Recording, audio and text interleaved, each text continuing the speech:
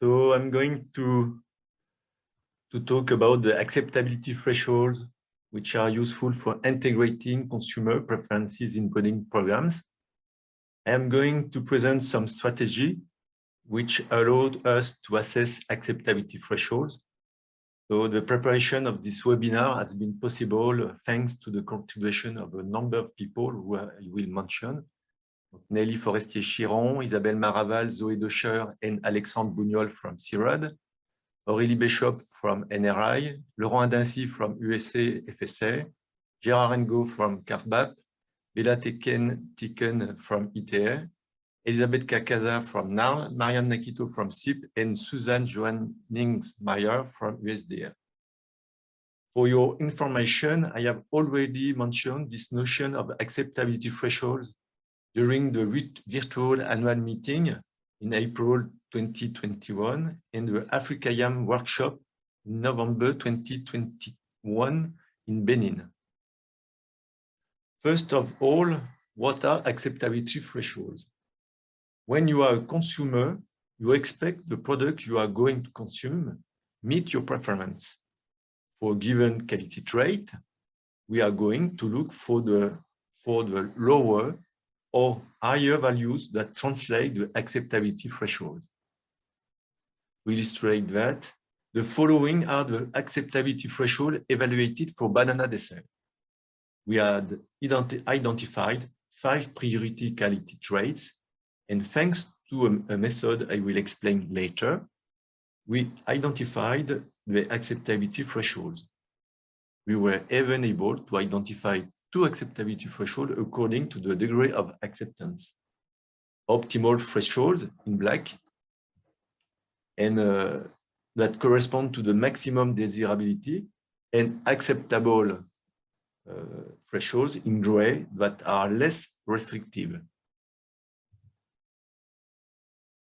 Still on dessert banana, as we were able to establish correlations between sensory and instrumental analyses, it was possible to identify acceptability threshold for biophysical parameters. Thus, the optimal firmness evaluated by penetrometry is between 1.9 and 2.4 Newton, and the acceptable firmness between 1.6 and 2.8 Newton. Acceptability thresholds were also obtained for titrable acidity, pH, and also soluble contents, not shown here. By evaluating these acceptability thresholds, it is possible to integrate the preferences of the consumer into the breeding program. Let's take the example of the dessert banana. We have assessed the sensory traits of 170 CIRAD hybrids from CIRAD breeding program with expert panelists. By setting an optimal thresholds, we have found no hybrid for the 5 priority quality traits. The selection rules seemed too strict to find ideal banana. But by setting on acceptable thresholds, we found 7 acceptable hybrids. However, these 7 hybrids must also meet other criteria such as resistance to disease, large bunch, or suitability for export. After that, we decided with breeders to select hybrids on the acceptable thresholds.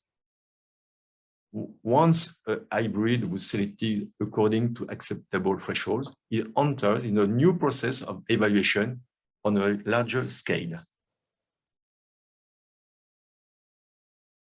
For identifying acceptability thresholds, we need to link hedonic and descriptive analyses.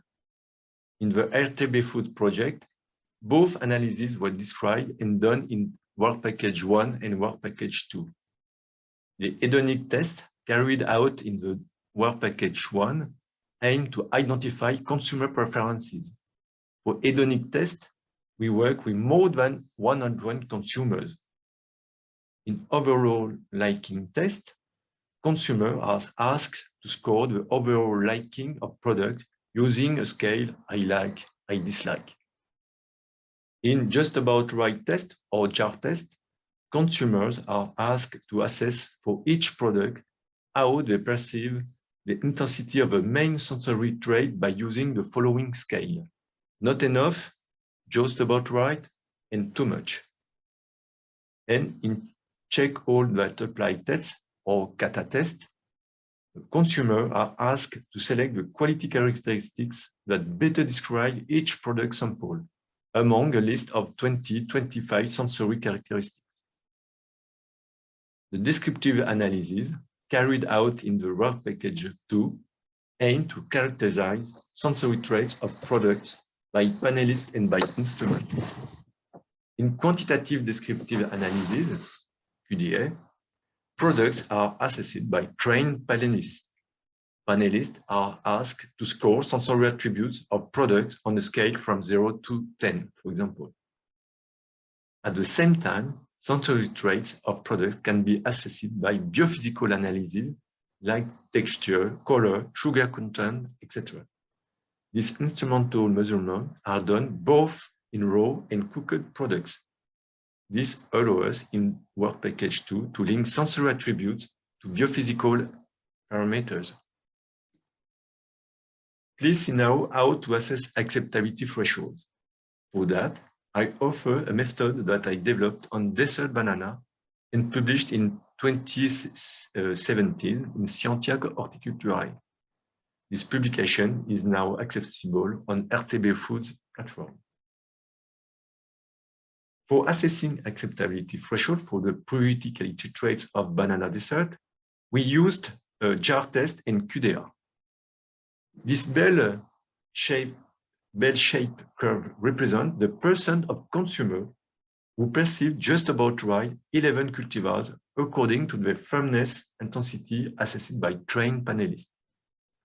You can see the percent of satisfied consumers decrease when the cultivars were not enough firm or too much firm.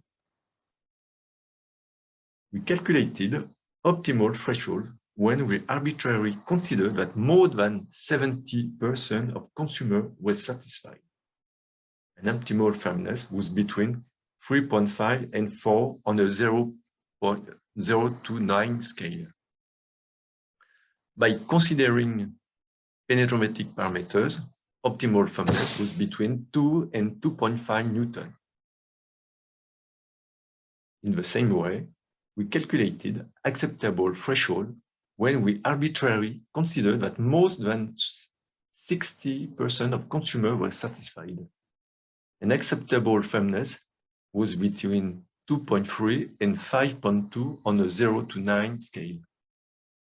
Of course, assessing optimal threshold is not required, but gives interesting information of the value expected by a maximum of consumers. So, to assess acceptability thresholds by linking jar and test and QDA, several conditions must be met. Firstly, we need common attributes between jar and QDA test, of course. Secondly, we need consistent relationship between QDA and our instrumental parameters and jar results. The relationship can be linear or quadratic. Of course, we need at least 7-8 samples to build a coherent relationship. Here, we use 11 contrasted cultivars of banana dessert. Thirdly, to authorize a linkage, the products must be similar between both tests. And finally, the percent of satisfied consumer is arbitrarily chosen for building threshold. Looking now at the current situation in Work Package 1 and Work Package 2 on sensory aspects, we found some challenge and limitations for assessing acceptability thresholds. With regards to cultivar used for consumer tests in Work Package 1, about 4 or 7 cultivars, between 4 to 7 cultivars were assessed per product. For product, cultivars which were assessed in different areas were not all the same. The cultivars were not always contrasted for the priority quality traits. All cultivars used for hedonic test were not systematically assessed by QDA. I observed that maximum 3 cultivars were common between work package 1 and work package 2. Since the processes and probably raw material were different between work package 1 and work package 2, how can we be sure that the products from the same cultivar were similar between WP1 and WP2?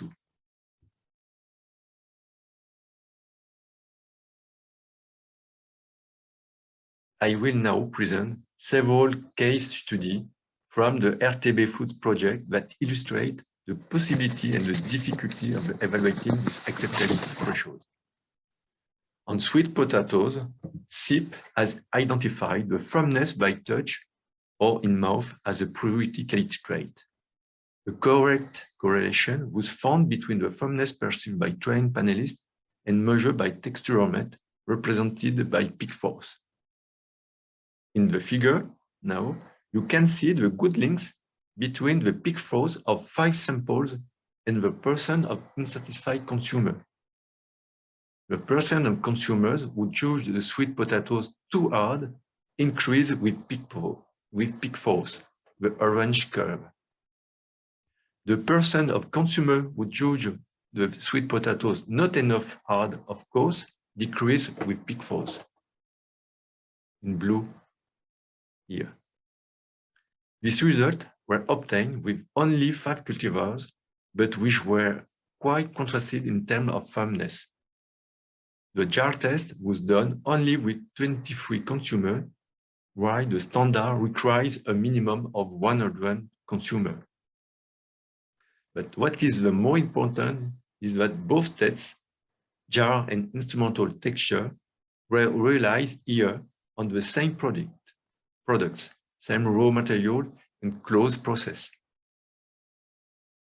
Now, acceptable thresholds for hardness were arbitrarily calculated when less than 30% of consumers were unsatisfied. An acceptable hardness was considered between 4.4 and 5.6 kilo for boiled sweet potato. Of course, we can calculate other acceptability thresholds less restrictive with only 40% of unsatisfied consumers. The second study case concerns boiled yam from USA FSA. 3 varieties were evaluated in QDR, Qatar, and jar test. The whiter the color of the product, the more satisfied consumers are.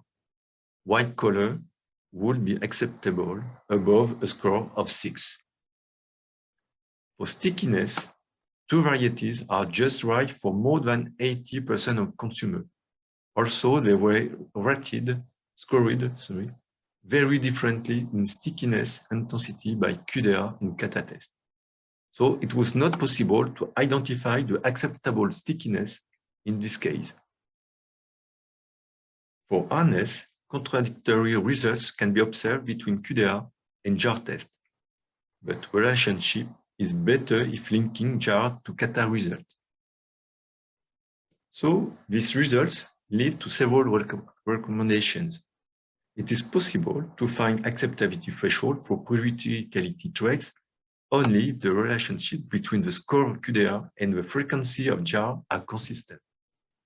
In any case, it is important to increase the number of samples, more than 3, of course, and to check that products assessed by jar and QDR tests are similar. We can see that it is possible to link jar and Qatar results, which are done on the same sample. But the Qatar scale in % of consumer is difficult to convert into unit usable for breeder.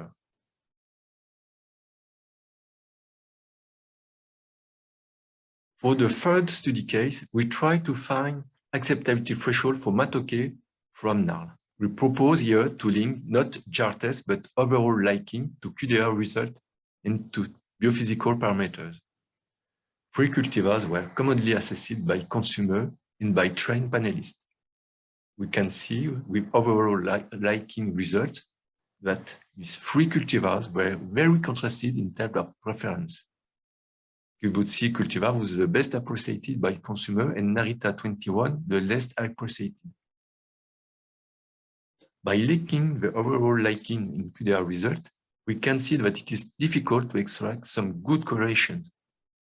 The popular cultivar seems to be associated with an intense yellow color and a medium sweetness. Conversely, it was not possible to define the sensory characteristic of a poor cultivar. Given the number of samples, caution, of course, must be taken in interpreting these results. As previously, we recommend to increase the number of samples and to have contrasted cultivar in order to find consistent relationships between QDR and overall liking. However, it is more difficult with this method to set upper and lower bounds that reflect acceptability threshold because no % of satisfied consumers were taken into account. What we should do now for assessing acceptability thresholds. With the W Work Package 5 leaders, we discuss on the conditions for assessing acceptability thresholds. Firstly, focus on the priority traits which were less than 5 sensory attributes. Secondly, choose minimum 7 common cultivars between hedonic and descriptive tests, which are contrasted in terms of priority quality traits. Thirdly, use the closest raw material and processes for hedonic and descriptive tests. The raw material must come from at least the same plot and the same harvest period. The process must be carried out by one processor under the same condition, same preparation, same cooking time, and if possible, same testing service for all tests and for all cultivars.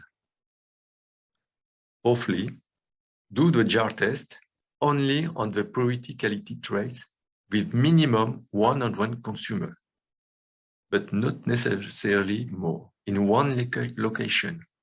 This location has to be representative of a targeted consumer. Fifthly, do the QDR only on the priority quality traits with a trained panelist. Minimum 8 well-trained panelists are sufficient. Do the textural and chronometric measurements on the same product at the same time if correlations were found between sensory attributes and instrumental parameters. And don't forget to store samples by freezing or freeze drying for biochemical measurement like starch, pectin, etc. So to conclude, we can say that to determine acceptability thresholds, the best method is to link jar and descriptive tests. The building or the validation of this acceptability threshold will be done in the Work Package 5 in the RTBfoods project. And even if you implement an experiment properly, it is possible that the acceptability threshold for some sensory attributes could be hard to identify. Thank you et merci à tout le monde. Thank you very much, Christophe. The floor is open to questions and comments. Can you hear me? Oui, moi je t'entends. Yes. Yes. I have one question from Graham Till in the chat box. Maybe Graham, do you want to ask your question directly? Yeah, I can ask the question. Yeah. Well, first of all, excellent presentation. Very good, very clear, and I think some good guidance on the way ahead. So you look at some of the preferences. I picked out sweet, and it seems quite diverse. So I wonder if the consumers there really are a single or actually homogeneous group. I mean, maybe within sweet potato, perhaps there's some people like a softer, sweeter sweet potato for the kids, and the adults prefer a less sweet potato with higher dry matter content, and somehow we might be mixing those up. I just wondered about that, if we kind of assume that because it's a single location, it's a homogeneous group. But as you say that at the end, that might not be true. So can we say something about that? When you get these quite diverse preferences within what's supposed to be a homogeneous consumer group? Perhaps if I well understood that this acceptability thresholds are specific for put up that sweet potato one. You had a sweet potato slide there showing, I think it was consumer preferences, and there was a big dispersion. That one, right? Why is it such a lot of difference opinion there about what's what's that peak force, isn't it? That's the hardness. Why is it so? Some preferences seem quite distributed.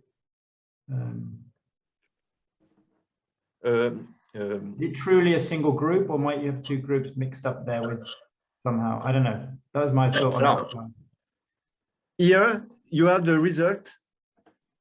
You have five cultivars with the value in peak force here and here.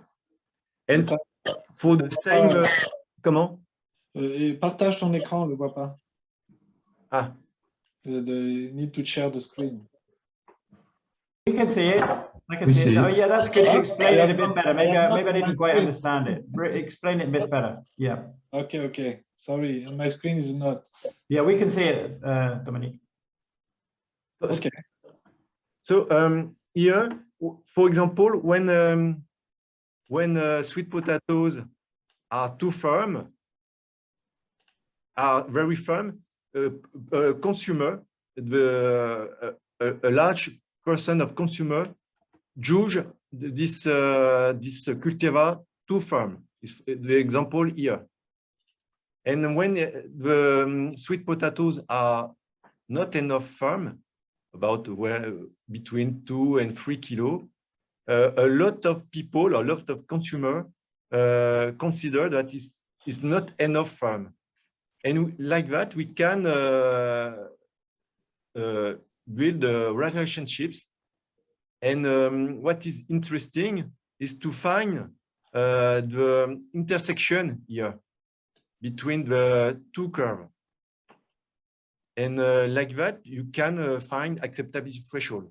It's a little bit different from what I explained before, but it's similar, the same strategy. Here, it's just with the satisfied consumer here, and here is only with unsatisfied consumer.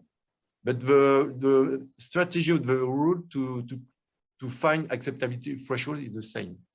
I'm not sure I have an answer to you. Okay, no, that's a good explanation. It's not that easy to understand that graph. It takes a bit of explanation. No. Maybe Graham, is because the blue curve is from consumer testing, and Christophe said that there was around 30 consumers in this study, and the orange curve is from the texturometer. The good thing is Dominique. Huh? No. Orange curve is a link between peak force and consumer would judge too much hard the product. And the blue curve is the relationship between peak force also and consumer would judge not enough hard. We have two. Perhaps the color is not really good. But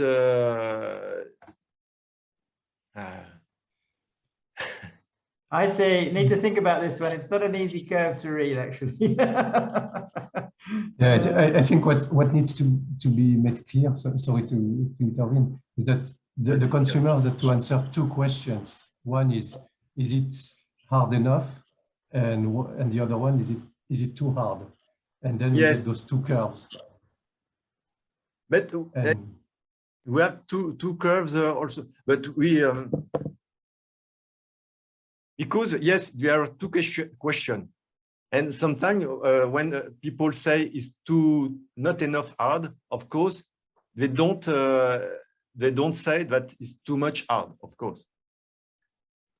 But sometimes here we can see that some people consider do you see about close to 4 kilo, about 20% of consumer consider that is too much hard, but also at the same time, for the same product, 40% of consumer judge that it is not enough hard. So that is quite a difference of opinions, isn't it? There's not a consensus, right? That's what we're seeing there. People have diverse preferences, isn't that right? Yeah. People have different preferences. It's not a single, it's not a homogeneous set of preferences, if that's what you're seeing from around those cultivars. But this is why we need 100 consumers, because Yes. Excuse me, this is Suzanne Johanningsmeyer. I just wanted to clarify, I worked with Miriam Nikito on her data for this, and this was a single, just about right question about firmness. The data is being plotted based on the percentage of consumers that said it was too soft or too firm, but it was still just a single question. There was also a certain percentage that said it was just about right. So it's just a different way of looking at the same type of data that Christophe showed for banana. But because we did not have any cultivars that were extremely hard in this data set, then we plotted it in this manner in order to extrapolate to the region that would be predicted to be too hard. For example, if you put at 40% the percent of a satisfied consumer here, so the lower bound is over close to 4 kilos, and if we prolonger, extend here, it's about 7. If we this extrapolate less. So the upper bound is about close to 7 kilos. If you are less restrictive, so your acceptability thresholds are, the range of acceptability thresholds increase, of course. But it's, for breeders, it's we have to find a compromise between a large range and a restrictive range of acceptability thresholds. Is what. But I guess what's nice is we're getting objectively verifiable figures, right? Before people say, well, it's too soft, it's too hard, but now you've got some actual numbers there on peak force, so we can say this is what people meant when they said soft or hard. So I think that's a really good step forward. That's clearly going to help bring the conversation with breeders forward. So very good. It's a deliverable of the RTBfood project. We need to work on threshold because we work first on the traits, and now we need to define the acceptability in the lab and develop tool for the breeder to say, I am outside or inside the acceptability threshold. And this is why we need to develop different techniques, because also we have test in trichots. It's a different problem. But first of all, these are the method based on consumer testing, jar test, and also sensory panel, CATA, and QDA, sorry. And this is a way to produce this threshold. And I think this period now, we will dedicate all the Work Package 5 consumer preference with farmer and consumer to try to capture a threshold for all the products. And this is just an example because this experiment was not planned to do that. Now we need to plan really well to do this acceptability threshold during the last period of the project, because we need to deliver threshold for each trait. Because if we don't have that, a force in Newton in the lab don't say nothing to a breeder. We need to say we are on or out the acceptability domain. And this is why Christophe is working with all the team to develop this parameter. And I have a question from Alamu. We say, why 7? Being recommended, can we use more? It depends. Actually, I think 7 is the minimum. Of course, you can use more than 7. For banana dessert, I used 11. I think about, yes, 10, 12 raw material. But the difficulties for you is to do hedonic and descriptive test at the same time. So if you have a lot of cultivars, a lot of sample, it's more difficult to do that. It's a question of organization and of planification of your test. Yes, at the end, you need to find at minimum 100 consumer by product. Yes. But sorry, my hands has been up. Yes, it's your turn now, Bolanle. Yes. Now you're in the list. Yes. Yes, my hand has been up since. Thank you very much. Good afternoon, everybody.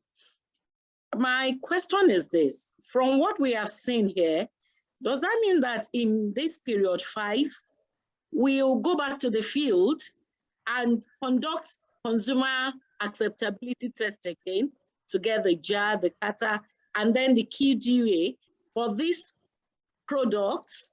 That's my first question. Then the second question, the one raised by Alamu, I want to clarify something. If we are using 7 products, you cannot give a QDA, a trained panelist, 7 products at the same time. That means you are giving them 14 products at the same time. Of course, fatigue and everything will set in. So I would rather suggest that the minimum, if we are to give them that product at the same time, 4 will be good, because that means you are giving each panelist 8 samples. Because by the time you are giving each panelist 14 samples, that is if it is 7. If we are doing it at the same time, except if we are going to separate it, doing it at separate times. Please, those 2 questions I want to be I will respond the clarified. first one and Christophe the second one. For the period 5, we have many trials in the field. And in each country, the breeders are trying to do PVS with some elite clones. And we want to take advantage of these plots with the World Package 5 team who evaluate the clones to produce the consumer testing, the jar test, the kata table, and also the QDA in the lab and physical analysis, because it's the only way at the moment to produce this threshold. Before we were developing the protocol, we were validating the SOP for texture measurement, for sensory panel. All the SOP now are validated.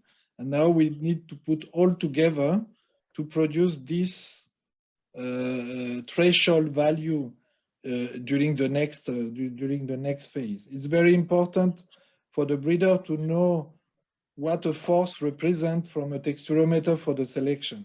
And without this study, it will be impossible to use for them.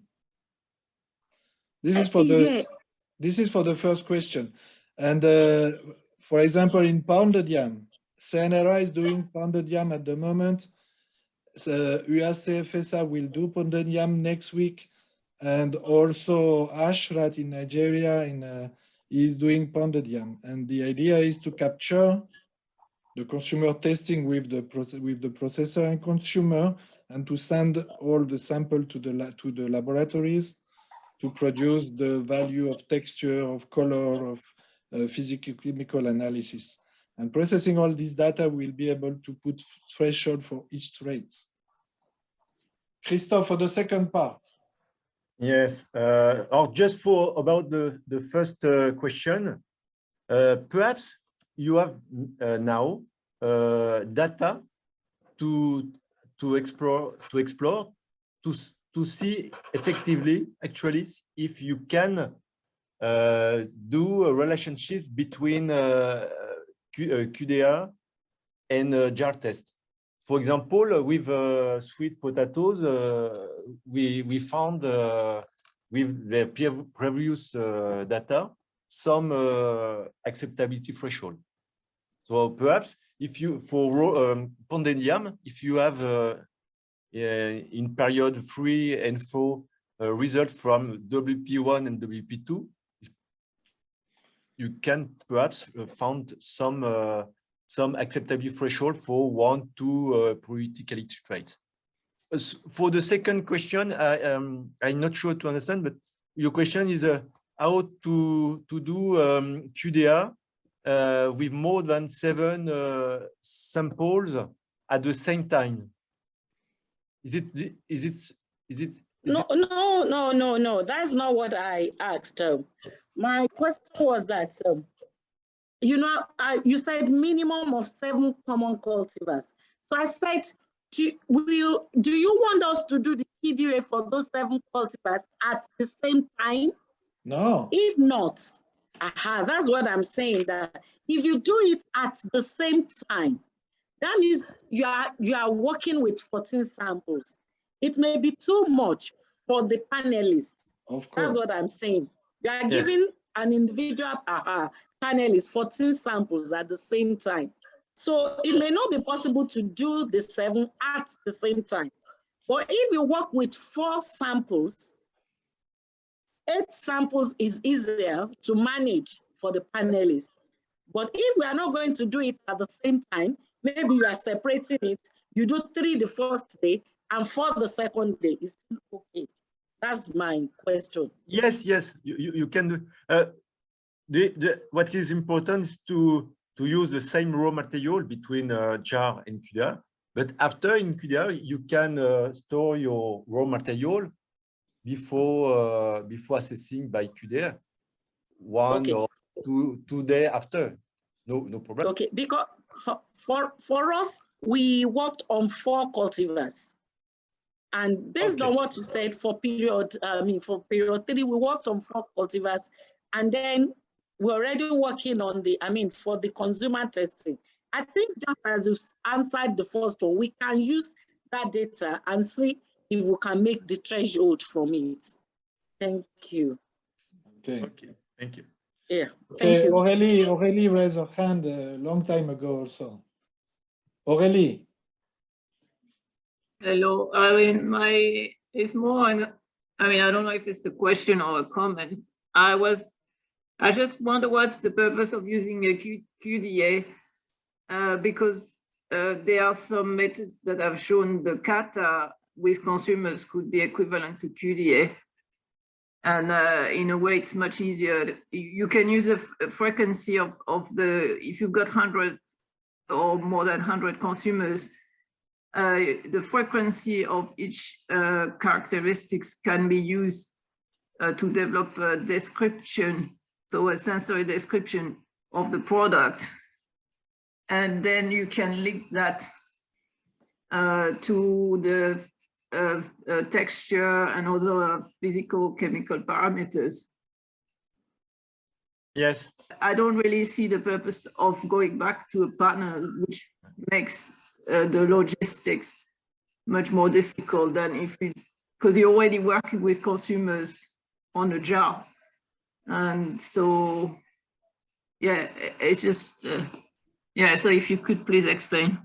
Yeah, we had this discussion already before together.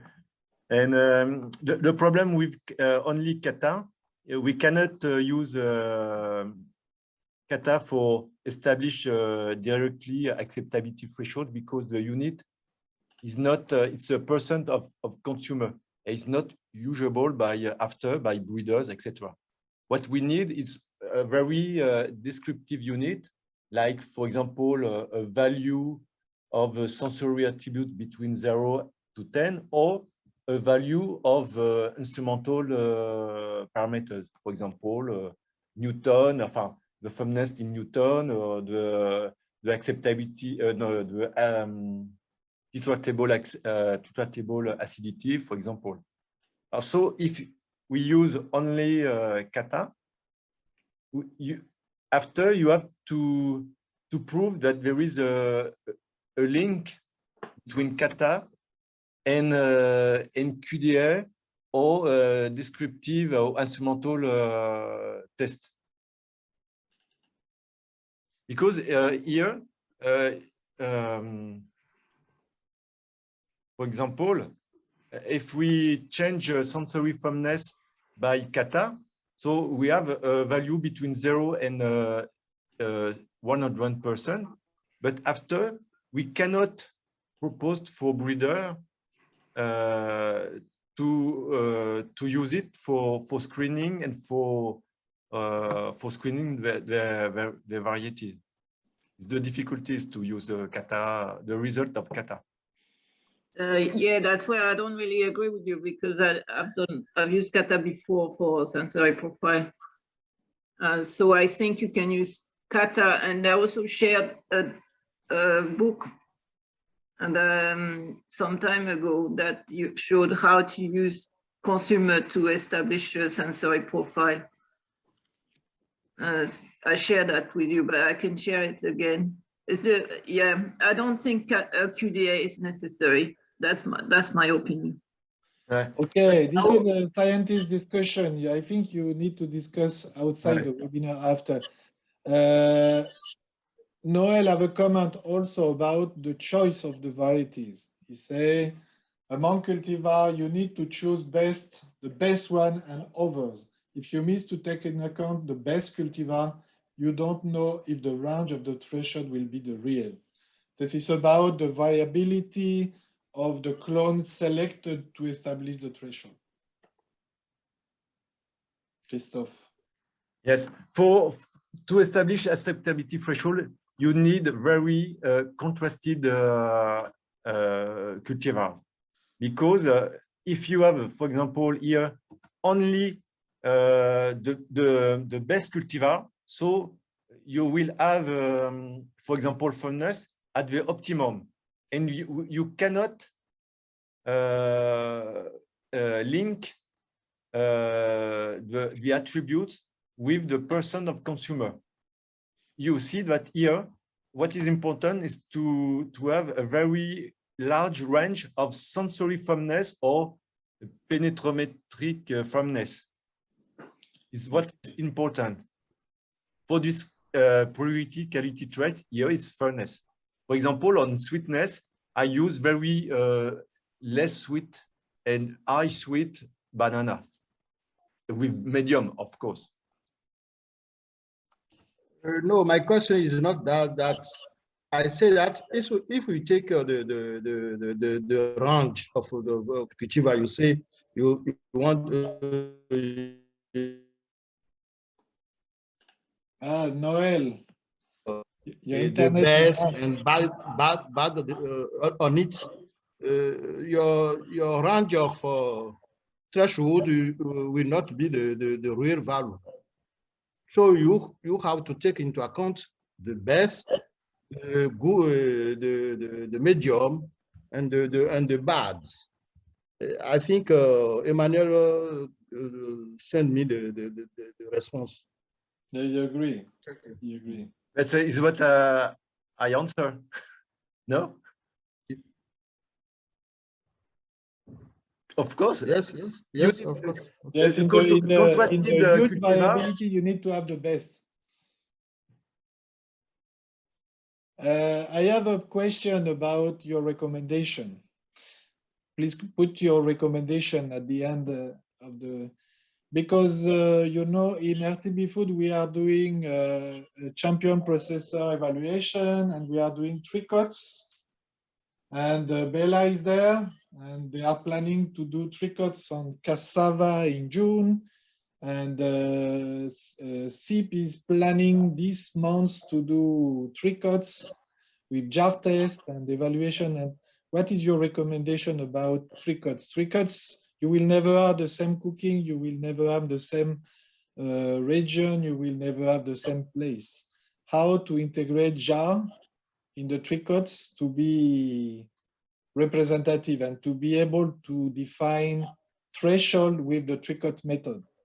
Because it's part of the project. We have some clones in tricot evaluation at the moment, and we need to think about how to use the consumer testing, the consumer evaluation, even if they are not in the same place, not in the same processing, but with the same genotype. What is your proposal with Bella? Because Bella, you are working on that. I have no solution for you. because I think TrueCut, the objective of TrueCut is not for determining, for identify acceptability thresholds. If you have a different process, how can you compare something of different? No, but for example, for Gary, they will process the Gary in one place, and they will have some sensory tests with a group of consumer, and they will repeat in different places. But it will not be the same process applied to each of the same genotype grown in different places. But we need to find a way to integrate JAR in this TrueCut questionnaire, because they can have more than 500 consumers in a TrueCut. Bella, are you there? Yeah, I'm there. It's not the case that we are not. We have a standardized processing in one place, and we are going with those. We are looking at consumers in cities as well as rural areas. So we standardize where the samples are coming from, and it's all the same varieties. No, so I don't see it's just an incomplete block design. That's all. But you can use TrueCut, but not all data from TrueCut. No, of course not. No, but it will be possible to include a jar in the TriCut. But the TriCut will allow you to do consumer testing with like 12 or even 15 or 16 varieties at the same time, which can give you a clue on how different those varieties are appreciated by different people hedonically. What are the ones that are very well liked and which ones are not that liked and which ones are intermediate. And the jar, if we include a jar in that, we can also use that jar and see if we can relate that to those if we can relate the jar to the panel data. We can also say, well, we are only looking at the consumers that we did in the city, or we are only looking at the consumers that we did in the small town or in the rural area. After, what is important is that descriptive tests, QDR or biophysical parameters, have to be done with the same process. Of course, yeah, the same routes. The routes will go to the laboratory. For example, if it's Gary, Gary will also go. The same Gary that will be used for the consumer testing will go to the lab as well.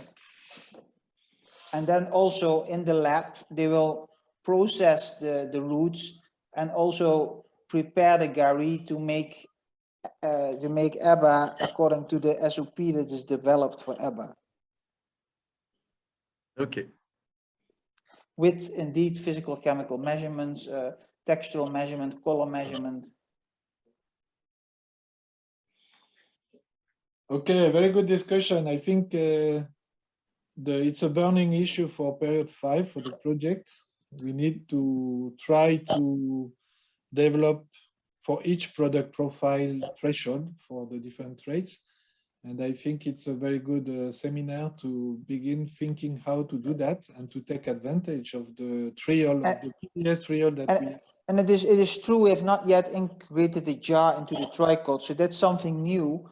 So we should not, it's not about replacing these tests by TriCut, it's really about what can the TriCut offer now to inform maybe on that, how different varieties are with regards to how consumers value them. If you know that you have medium not liked and very much liked, that will inform you on the clones to choose to have a nice contrast, and then go for your 100 consumers in a certain location. And also that location, we can look at the TriCut data and say, well, the consumers in the city have this pattern, the suit is some other. So you can even put some social variability in there, because we see that, for example, consumers who are farmers or are related to farming or processing work, those consumers have other preferences than people who are not who are just buying the gari and making eba and eating it. That's also a difference. So you can then choose, well, what is our segment that we are most interested in? Maybe you are not so much interested in people who are themselves farmers and know the process, but maybe we are interested in all those people who buy gari, and we're looking at the growing markets in the city. So we take 100 consumers, 120 consumers there to do what Christophe has been proposing. Okay, Bella, thank you. You have a seminar, you have a webinar in 2 weeks about this thematic. Exactly. Yeah, exactly. We will be very happy to exchange on this topic. Yeah. I think we need to thank Christophe. Very good introduction of the threshold. Maybe if there is any more question, is the moment, or we will close now. I have a brief question, please. Okay, Toyin. Yes, I think a little contribution, not a question. I think what Christophe is saying, why you cannot, why you just have to link JAR with QDA is for the fact that JAR is only a measure of a percentage likeness. I mean, the percentage of consumers who like or dislike certain attributes for certain varieties. So these are just percentages. But if we really want to measure thresholds, we need to measure them with physical measurements, like either by sensory or by instrumental. So I think what he mentions, it's really necessary for us to I think it will be difficult really for us to use kata just to determine these thresholds without confirming it with an instrumental or sensory measurement. Am I right, Christophe? Yes, you are my friend. I agree with you. Yeah, Dominic, I think as you have mentioned, it's a scientific discussion which can go on, and then after discussing together, they can come up with what appropriate approach we can use. Yes. It would be nice if we can link using the Jakarta with the not using KDA. It will reduce the pressure of work if it works like that. Yeah, thank you. Thank you very much. I think we need to close now because it's a long webinar. Thank you very much, Christophe.